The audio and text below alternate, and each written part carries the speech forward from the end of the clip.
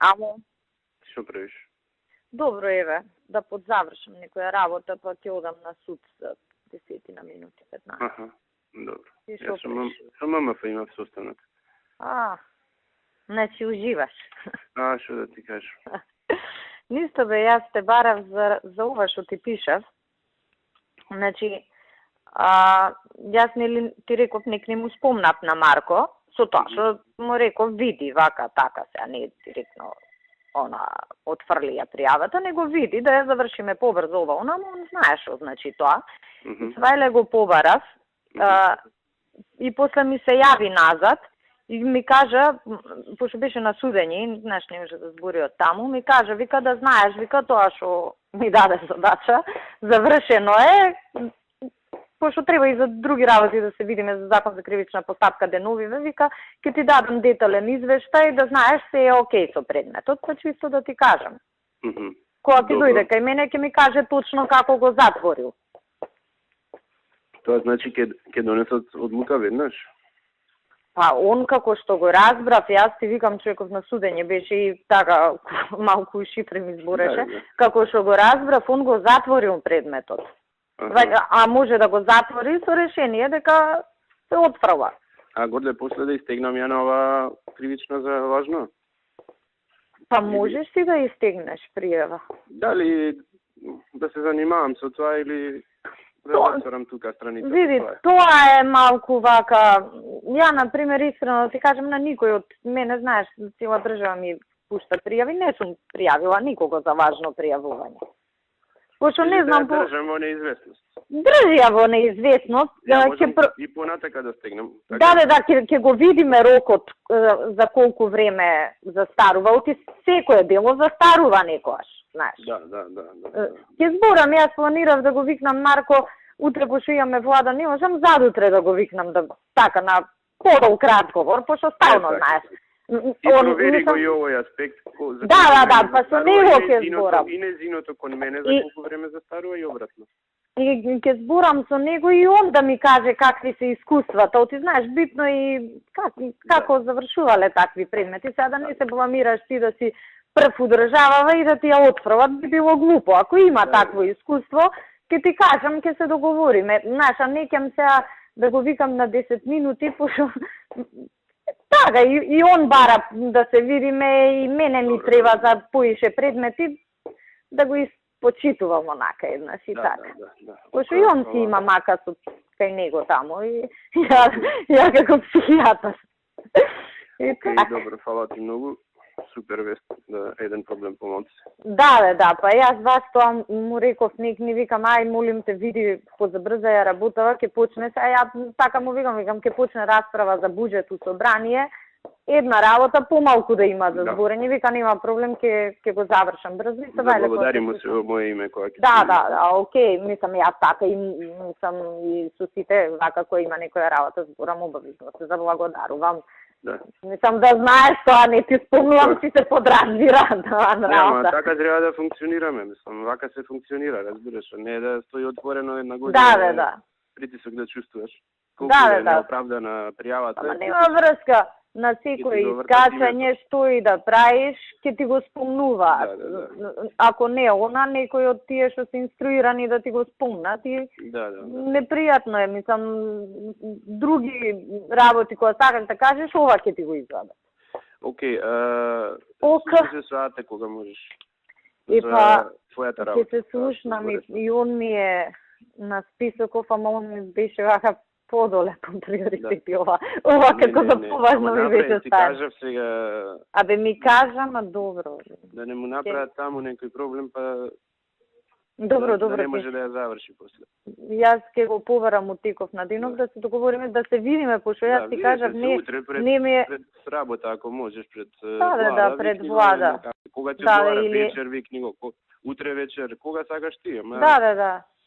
Не е проблем, ќе му се јавам, ќе се чуеме.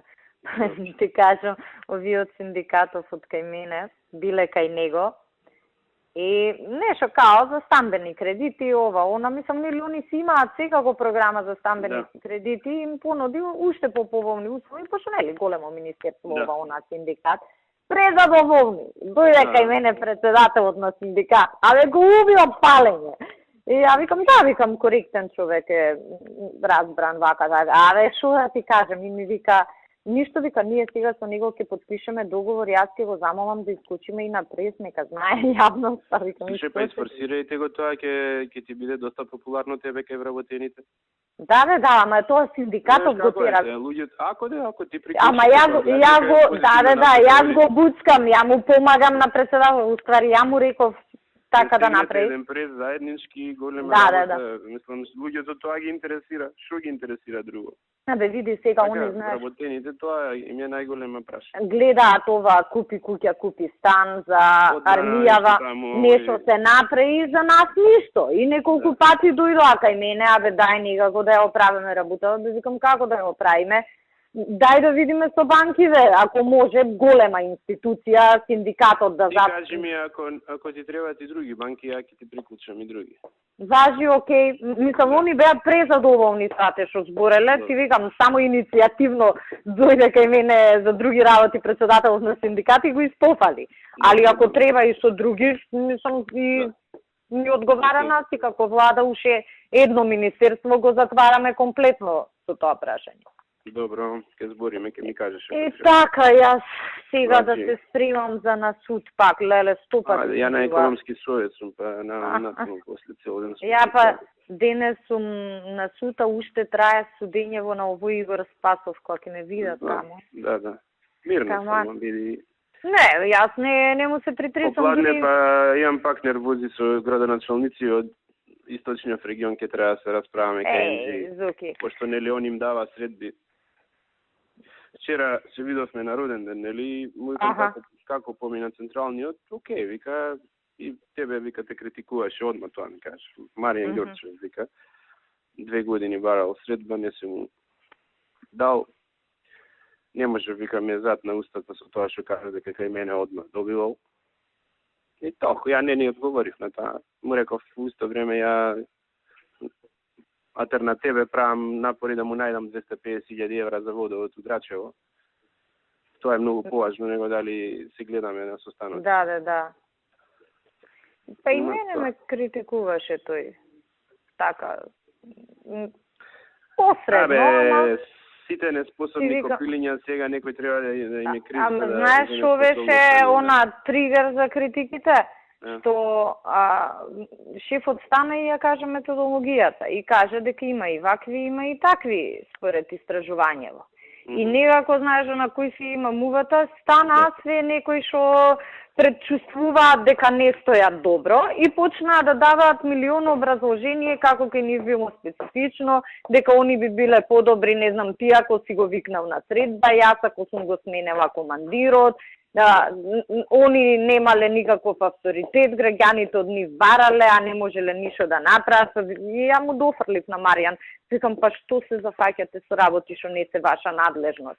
Пошто ме изнервира, знаеш, испаѓа, он работел за ВМРО, за идеологија, ние за шо работиме, бе? Нема конкурс за кој не кренал телефон да ургира за некого, која идеологија е таа? И така, одма почнаа како бубашваби, тие што ти ги пишав вчера. Одма најдоа се што нече и друго. Тој од Пехчево и другите сите им се... Ајде, тој од Пехчево, последен пат трезен бил кога бил средно школа, мислам, човеков алкохоличар, не сме должни сите да го трпиме, да се изживљава со нас. Баш кај што се му е завршено, мислам, што можево да се заврши законски. Да. Па ја претера, па и овој пустио со перцепцијата. Леле, колку ми беше смешно.